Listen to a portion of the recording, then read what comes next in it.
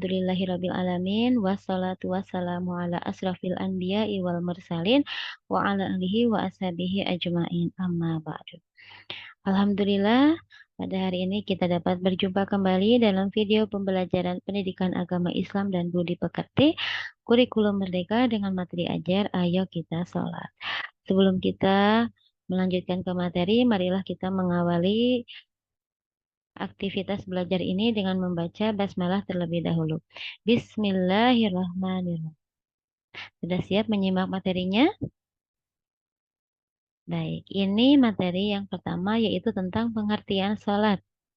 Apa itu sholat? Sholat itu artinya doa. Namun menurut istilah, sholat itu berartikan ucapan dan perbuatan yang diawali dengan takbir dan diakhiri dengan salam.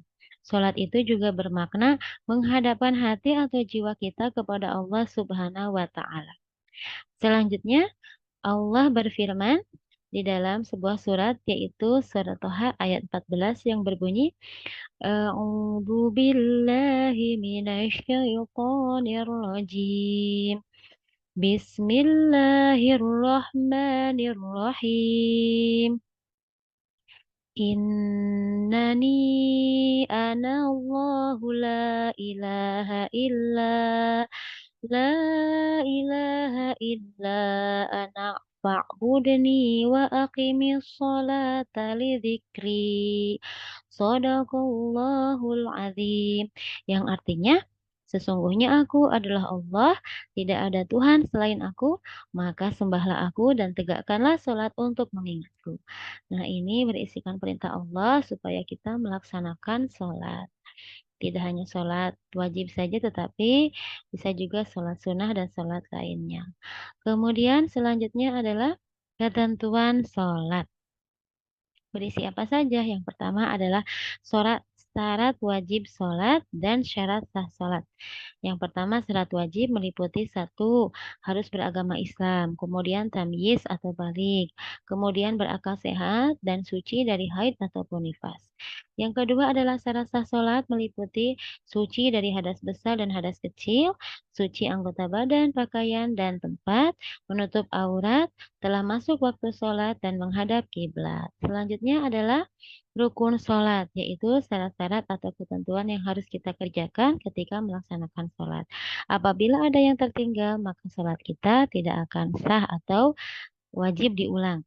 Nah, yang pertama apa saja? Yaitu berniat. Yang kedua, mengucapkan takbiratul ihram. Yang ketiga, berdiri tegak bagi yang mampu. Yang keempat, membaca surah Al-Fatihah pada setiap rakaat. Yang kelima, ruku dengan tumanina. Yang keenam, i'tidal dengan tumanina. Yang ketujuh, sujud 2 kali dengan tumanina. Yang kedelapan, duduk di antara 2 sujud. Yang kesembilan, duduk tasyahud akhir. Yang kesepuluh, membaca doa tasyahud akhir. 11 membaca sholawat Nabi, 12 membaca salam yang pertama, dan tertib atau berurutan. Nah, mungkin di antara anak-anak ada yang bingung apa itu tumaninah. Tumaninah itu artinya gerakan sholat yang kita kerjakan harus dengan tenang, harus dengan khusyuk, tidak boleh terburu-buru ataupun tergesa-gesa. Baik, selanjutnya adalah sunah-sunah ketika kita melaksanakan sholat. Ada sebelum sholat, yaitu apa saja sunahnya? Pertama adalah mengumandangkan azan, dan yang kedua adalah beriqomah. Kemudian pada saat sholat, apa saja sunahnya? Yang pertama adalah mengangkat kedua tangan saat takbiratul ihram, saat mau ruku ataupun mau i'tidal. Kemudian membaca doa iftitah, membaca amin ketika kita selesai membaca surah Al-Fatihah, kemudian bertakbir setiap mengganti gerakan sholat, dan mengucapkan salam kedua. Selanjutnya adalah hal-hal yang membatalkan sholat apa saja? Yang pertama adalah berbicara dengan sengaja. Kemudian 2, banyak bergerak selain gerakan sholat. Yang ketiga, berhadas. Yang keempat, terkena najis. Yang kelima, terbukanya aurat. Yang keenam, berubah niat. Kemudian yang ketujuh, membelakangi kiblat. Yang kedelapan, makan atau minum walaupun sedikit. Yang kesembilan, tertawa. Dan 10 adalah murtad. Kemudian, apa saja hikmah yang dapat kita ambil ketika kita melaksanakan sholat, atau manfaat apa saja yang dapat kita peroleh ketika kita melaksanakan sholat? Yang pertama adalah meningkatkan ketakwaan kita kepada Allah Subhanahu wa Ta'ala.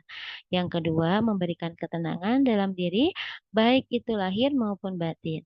Yang ketiga, mendapatkan kecintaan kepada Allah Subhanahu wa Ta'ala. Yang keempat, mencegah perbuatan keji dan mungkar.